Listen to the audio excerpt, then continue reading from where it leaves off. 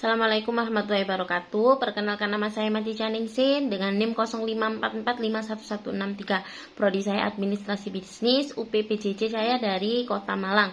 Di sini kita akan membahas dua konsep penting dalam logika. Dalam konsep term itu banyak macamnya, namun kita akan membahas tiga yang paling umum. Dalam logika, term adalah unsur dari proporsi yang berfungsi sebagai objek, subjek, atau predikat. Berikut tiga macam term umum yang sering digunakan dalam logika dan filsafat. Yang pertama ada general term. General term adalah sebuah kata atau istilah yang mencakup banyak hal atau banyak anggota dari satu kelompok.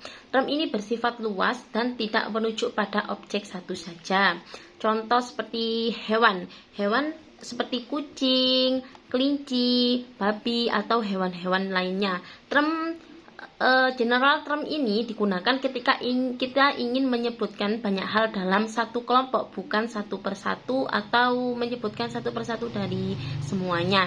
Yang kedua ada particular term atau term khusus yang merujuk pada sesuatu yang spesifik atau hanya satu individu atau sesuatu yang spesifik saja yang tidak bersifat luas.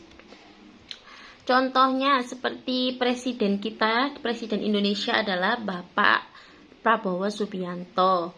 Nah, kalau term khusus ini kita hanya membicarakan tentang satu hal saja, bukan kelompok besar atau sebuah komunitas. Yang ketiga ada abstract term.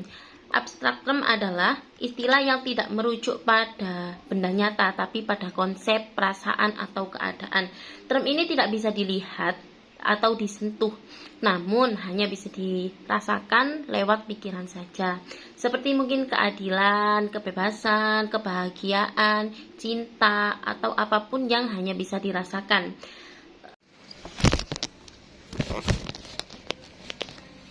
Jadi untuk pembahasan term abstrak adalah menggambarkan sesuatu hal yang tidak bisa dipegang atau dilihat, namun hanya bisa dirasakan dan melalui seperti ide atau perasaan saja. Yang kedua, kita akan membahas tentang bentuk sesat pikir yang biasa kita kenal sebagai logical fallacy.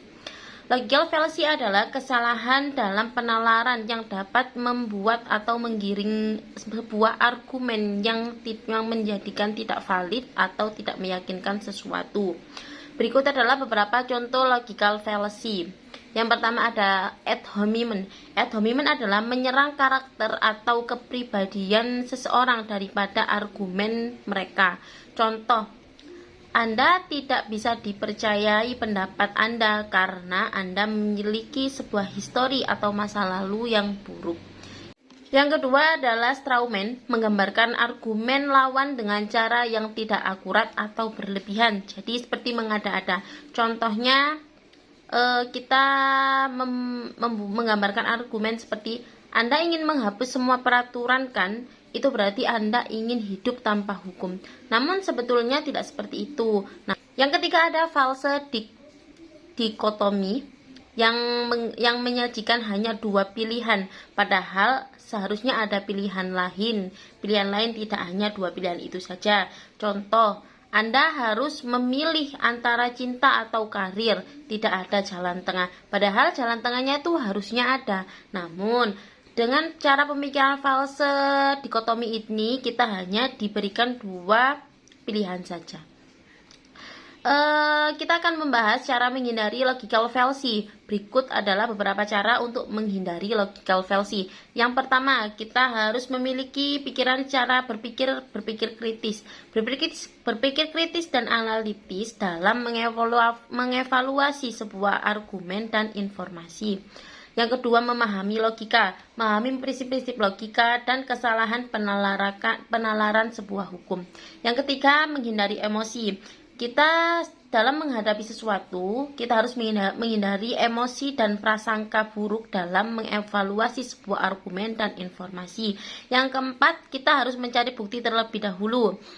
mencari bukti dan data yang valid yang mendukung argumen dan informasi yang kita dapatkan. Yang terakhir, kita mengakui keterbatasan. Mengakui keterbatasan kita seperti informasi atau pengetahuan yang kita miliki. Jadi, kita bisa menghindari logical fallacy dengan beberapa cara tersebut. Dengan memahami jenis-jenis term dan menghindari logical fallacy tersebut, kita dapat meningkatkan kemampuan berpikir kita dan menjadikan kemampuan kita berpikir secara kritis dan analitis dalam mengevaluasi sebuah argumen dan informasi. Berikut penjelasan dari saya. Terima kasih.